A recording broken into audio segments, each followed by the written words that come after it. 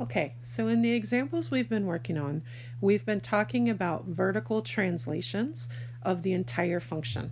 And basically, if we remember, a translation is a slide where the slope does not change and neither does the figure. So when we're talking about the function itself, the line moves, but its characteristics stay the same except for its position. So in this case, we have that this line f of x has moved up a total of 14 units. So we could say that f of x, which is the blue, negative 2/3 x plus 11, and then add 14, will give us the new function g of x, which is negative 2/3 x plus 25.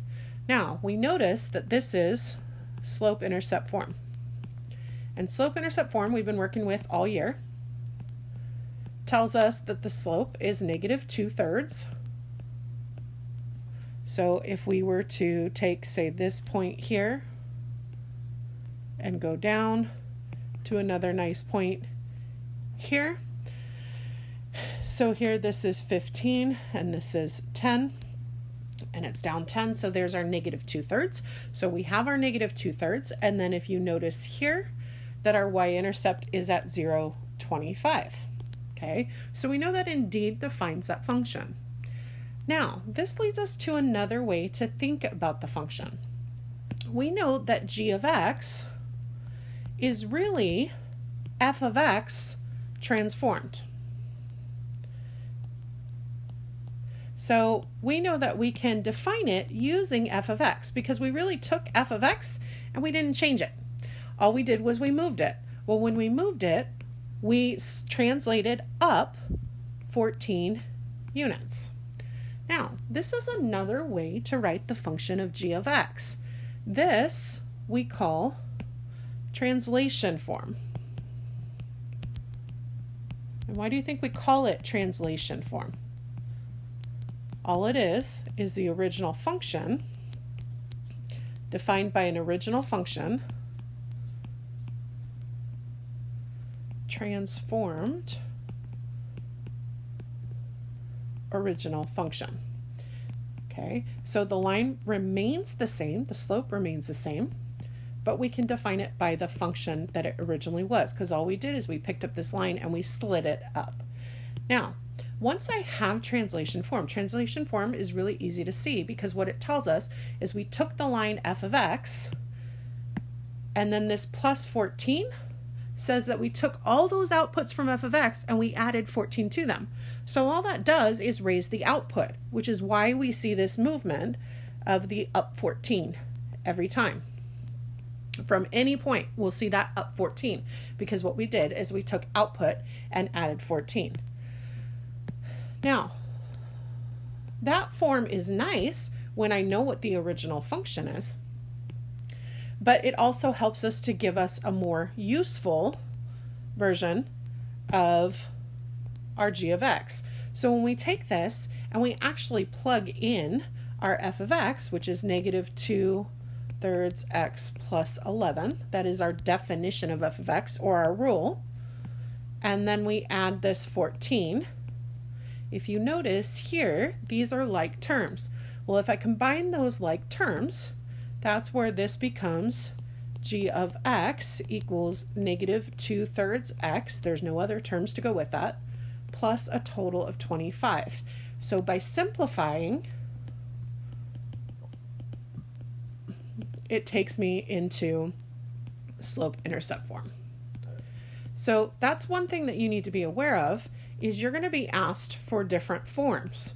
You're going to be asked for the slope-intercept form, but you'll also need to know the translation form.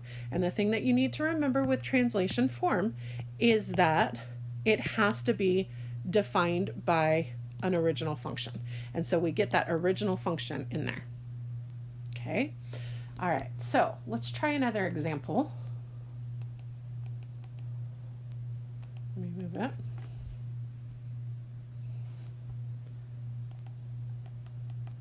Maybe.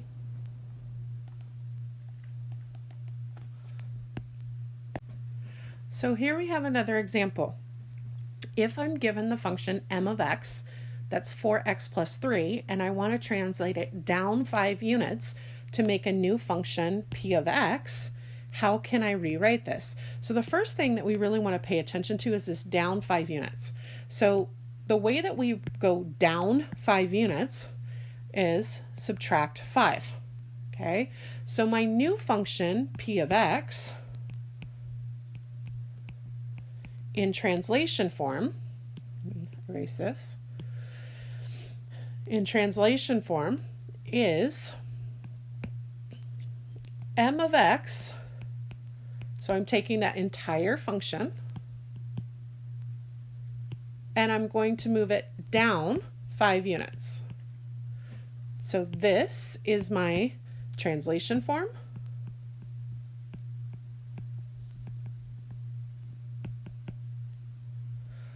Now, how do I put that into slope-intercept form?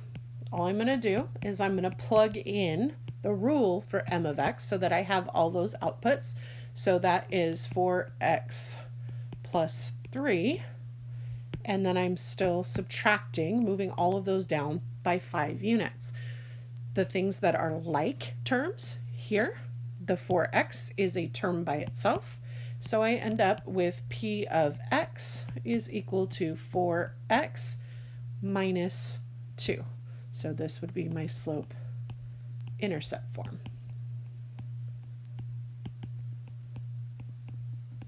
Now, the nice thing about translation form is in translation form, you can tell what the original, this is the original function, and then we can tell how it was moved.